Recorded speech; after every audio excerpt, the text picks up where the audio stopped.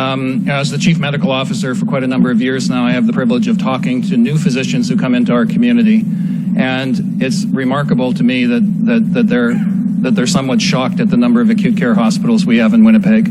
And many of these physicians are coming from cities that are much, much larger than Winnipeg and yet have fewer acute care hospitals. And that's something I think this system has always had a difficult time understanding. For many, many years, there's been a desire in this community to retain all of these acute care hospitals in their current format. Be hospitals can provide all the services possible to their local communities, et cetera, et cetera. But it's simply not a sustainable model. It's not sustainable, and it's not a money issue.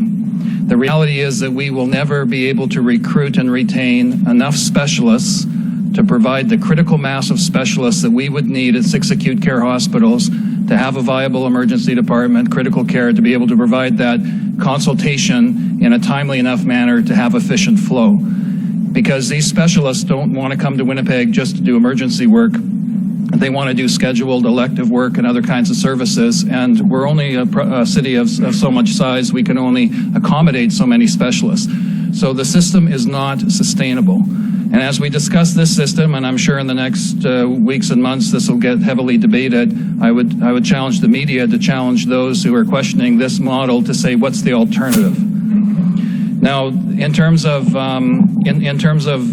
where this model helps, why does it make sense to go to 3 acute care hospitals and then concentrate the less acute patients in 3 other facilities? Well, first, from a patient care perspective, it's not good care to be mixing up frail elderly patients who are needing convalescence or rehabilitation. It's not appropriate care setting for them to be smack in the middle of an acute care unit in an acute care hospital.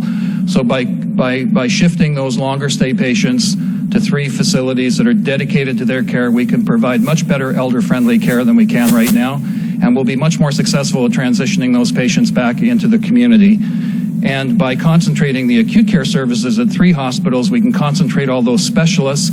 Now the emergency departments will have access to specialists on a very timely basis. They'll have access to 24/7 diagnostics. It'll greatly facilitate the flow of emergency patients. My colleagues talked about right now in the system, we're constantly transferring patients between hospitals, and oftentimes we're transferring the very sickest and most unstable patients. A good deal of that goes away with this plan.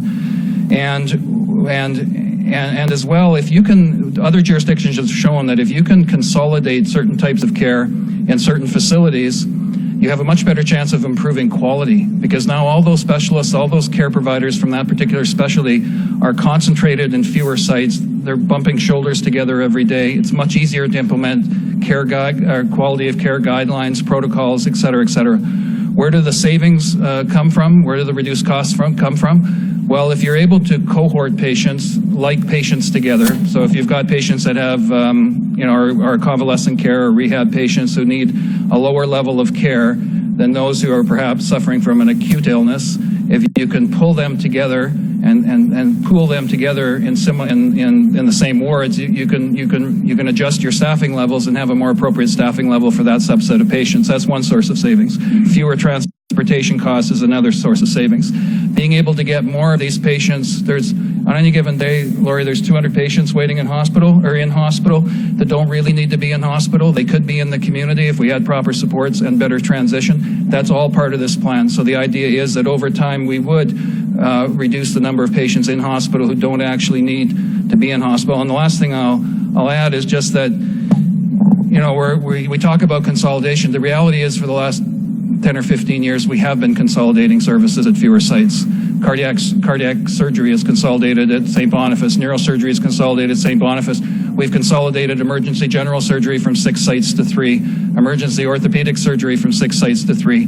Nobody was happy when we did those consolidations. There was a lot of upset that, my hospital is losing its emergency general surgery capacity, but it was necessary because we literally could not sustain a call system for general surgeons at 6 hospitals, and we were actually facing gaps in our call system. So the current model is not sustainable. This model is similar to what is happening in every other jurisdiction in Canada. Other provinces are going in this direction. I think we're somewhat lagging behind. And the good news is there's a real opportunity here. There's an opportunity to improve the quality of care that our patients receive, and there's also an opportunity to really enhance the sustainability of the system. And we're just talking about Winnipeg today. There's probably similar opportunities across the province. And, you know, as we restructure within Winnipeg, we're going to be looking for how we can better integrate our services with the services in the rest of Manitoba to really build an even more robust, seamless provincial system.